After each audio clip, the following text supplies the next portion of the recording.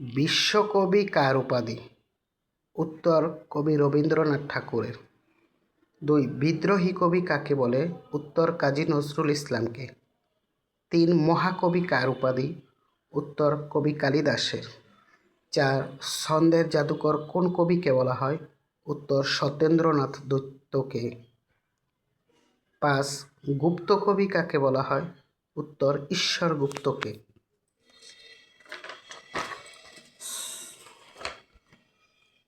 6.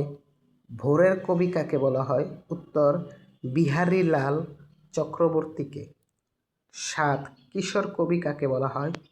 উত্তর সুকান্ত ভট্টাচার্যকে। 8. বাংলার মিল্টন বলা হয় কাকে?